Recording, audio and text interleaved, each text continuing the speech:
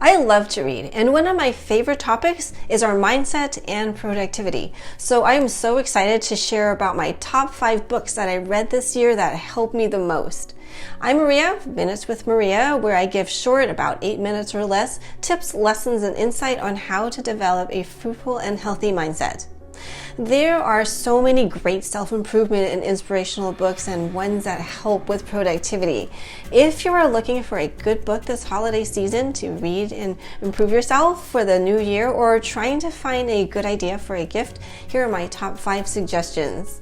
The first one is Atomic Habits, an easy and proven way to build good habits and break bad ones by James Clear. Just like the title says, this book is great for anyone who is struggling with breaking a bad habit or trying to establish better ones. This book does deal with your mindset because it helps you to view your habits and behaviors through a different perspective by setting up systems to help you with your progress. The chapters are broken into 4 different laws or action steps, and I love how the author starts each chapter by explaining the thinking behind a certain behavior. Then he gives a strategy for that behavior and then a practical implementation step based on that strategy. For example, one thing he writes is that people think they lack motivation, but what they really lack is clarity. So how can you find clarity? By setting a specific plan. If you want to exercise, have a clear plan, such as I will take a walk each Saturday morning for 1 hour starting at 8 a.m. So this book is full of great strategies and reasons behind those strategies and actionable steps that you can implement right away. I need to read this one again.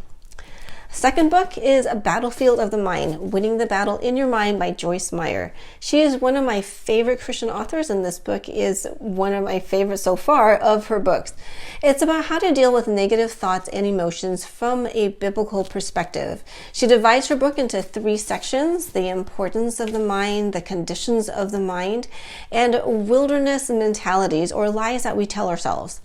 Some conditions that she addresses are anxiety, confusion, worry, and pride, what the Bible says about these, and what we can do about it. And I really appreciate that she does address that mental health is a real issue, and that sometimes we do need professional therapists or help to get us through certain conditions such as clinical depression. There is so much depth, detail, and insight and wisdom in this book that I really need to read this one again too. The third book is Get Out of Your Head, Stopping the Spiral of Toxic Thoughts by Jennie Allen. I think this book is perfect to read after Battlefield of the Mind. While Joyce Meyer provides a foundation and framework for the reasoning behind our thought life, Jennie Allen adds to that same Christian perspective that Joyce Meyer provides, and also adds some scientific insight behind our thoughts and gives practical steps and strategies on how to change our thought patterns. I like that she shares personal experiences to illustrate her points. The next book is Unhurried Life by Alan Fadling. So I received this book, I stuck it on my shelf, and I honestly forgot about it. But during the pandemic, when I was cleaning out my bookshelf, I found it and almost donated it because from the title, I thought that this book would be boring. But since libraries were closed at the time and I was running out of books to read, I thought, what the heck, my life is pretty much unhurried now, so let's see what this book is all about.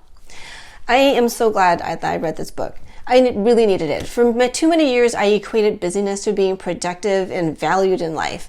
If I wasn't frantically running around and doing something, I felt worthless. But in this book, the author draws on the life of Jesus to illustrate the power of living an unhurried life, one where we can take the time to hear from God and live our life according to His will. This book changed my mindset about living a more relaxed and unhurried life, and it showed me that an unhurried, thoughtful life is not one of laziness, but one where we can take time to think, consider, care, pray, and find our focus. One point in this book that spoke to me is that when I overwork myself by doing too much, I'm not discerning what is truly important, and then I feel burnt out and overwhelmed. So I highly recommend this book for those of you who feel burdened and need to find rest while seeking a meaningful life. An unhurried life can still be productive without being overworked. Then the fifth book is The One Thing, The Surprisingly Simple Truth Behind Extraordinary Results by Gary Keller.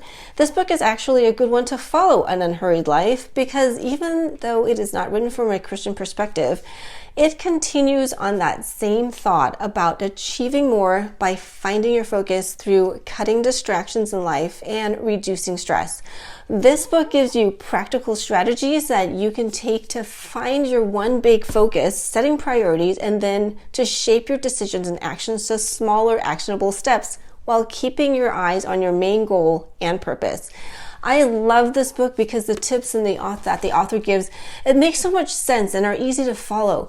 In fact, one of the tips is time blocking, which I put into practice every week and has helped me to keep my focus and priorities and also set time to live that unhurried life while cutting through the clutter.